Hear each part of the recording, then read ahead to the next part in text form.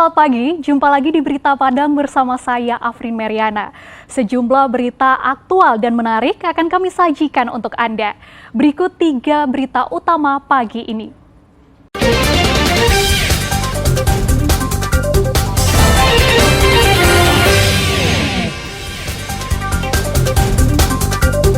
Satu bengkel, mobil, dan motor ludes terbakar.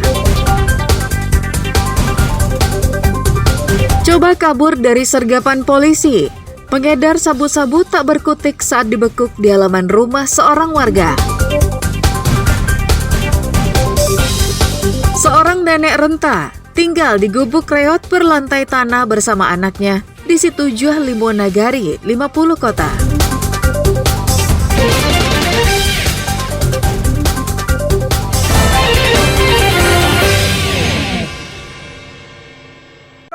Menjauh. Sedang dihubungi damkar, tunggu lu. Sebuah bengkel yang terletak di Kompleks Cendana Anak Air, Kelurahan Lubuk Buaya, Kota Tangah, pinggiran Kota Padang, ludes terbakar pada Kamis siang. Sebuah mobil sedan dan 1 sepeda motor yang berada di dalam bengkel itu ikut terbakar. Asap kebakaran membumbung tinggi ke langit. Masyarakat sekitar berusaha menjinakkan si jago merah. Namun akhirnya mengurungkan niatnya karena terdengar letusan keras dari mobil yang terbakar. Api baru bisa dipadamkan setelah petugas pemadam kebakaran datang ke lokasi. Hanya butuh waktu setengah jam, api berhasil dijinakkan. Polisi dan warga sekitar membantu memindahkan barang-barang yang masih tersisa. Baik, untuk duga sementara kita belum bisa menentukan itu dugaan yang terjadi kebakaran terhadap bengkel ini. Tapi yang terbakar ada berupa 1 unit mobil, bangunan, dan 1 unit sepeda motor. Untuk dugaan kita lakukan penyelidikan lebih lanjut, nanti perkembangan kita laporkan baik secara tulis maupun secara lisan. Total kerugian kita diperkirakan kerugian lebih kurang 400 juta rupiah. Tak ada korban dalam kebakaran itu. Namun pemilik bengkel mengalami kerugian hingga ratusan juta rupiah. Hingga kini, polisi dari Polsek Kota Tangah masih menyelidiki penyebab kebakaran yang terletak berdekatan dengan rel kereta api itu. Robiham melaporkan dari Padang.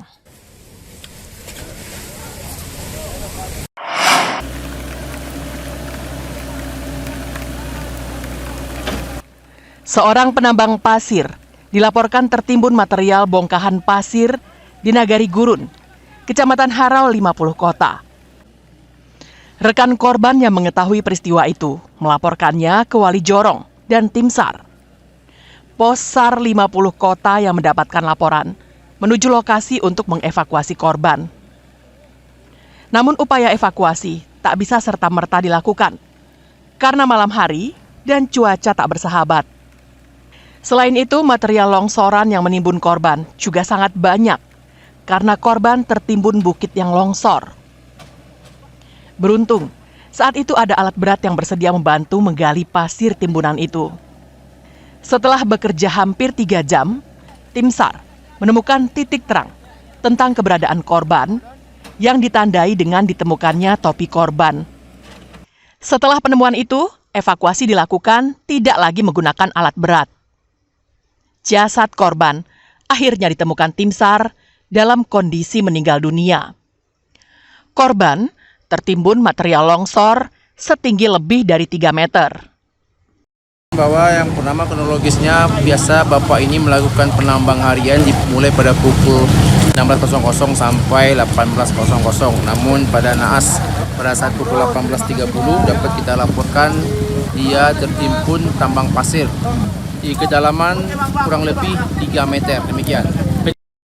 Usai dievakuasi, jasad korban dibawa ke rumah duka untuk disemayamkan dan dimakamkan oleh keluarga. Wandi Afrizal yang berusia 52 tahun, Senin sore menambang pasir di lokasi bersama 3 rekannya. Aktivitas itu biasanya dilakukan dari pukul 16 waktu Indonesia Barat hingga pukul 18. Jelang maghrib, rekan korban menghentikan aktivitas dan beristirahat di kedai yang tak jauh dari lokasi. Sedangkan korban masih tetap beraktivitas menggali pasir. Tiba-tiba, bukit pasir yang digali korban longsor dan menimbunnya. Ikhlasul Ihsan melaporkan dari 50 kota.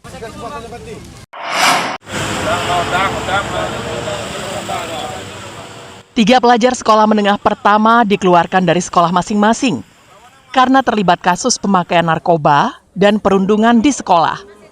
Mereka bertiga telah dikembalikan kepada orang tua masing-masing. Kepala Dinas Pendidikan Kota Padang mengatakan, dasar hukum mengeluarkan tiga pelajar itu adalah surat edaran Wali Kota Padang pada bulan Juli 2024 lalu. Dalam surat edaran itu, ada 6 poin larangan bagi para pelajar SMP, yakni dilarang membawa atau mengendarai kendaraan bermotor di dalam dan di luar lingkungan sekolah. Dilarang membawa atau menghisap rokok di dalam dan di luar lingkungan sekolah. Pelajar juga dilarang memakai narkoba, minum alkohol, dan membawa senjata tajam di dalam dan di luar sekolah. Dilarang melakukan tindakan asusila, termasuk pembuatan konten pornografi di media sosial atau elektronik. Terakhir, pelajar juga dilarang berkelahi, memeras, tawuran, dan melakukan perundungan kepada pelajar lainnya. Kami belum dapat data pasti ya, tapi kemarin ada beberapa sekitar 3 orang lah, ada beberapa sekolah, nggak usah kami sebutkan sekolahnya. Itu ada kejadiannya narkoba dan juga pemerasan. Nah, pemerasan atau perundungan kepada kakak tingkatnya atau adik tingkatnya itu kita berikan sanksi. Dan juga kita kepada yang merokok, kita berikan sanksi, kita panggil orang tuanya.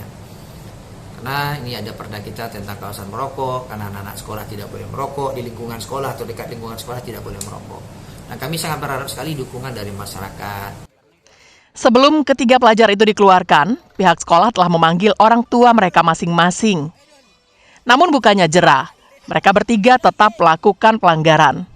Karena tak mematuhi aturan dan sekolah telah melakukan SOP sesuai surat wali kota, maka pihak sekolah melakukan tindakan tegas, yakni mengembalikan kepada orang tuanya. Robiham melaporkan dari Padang.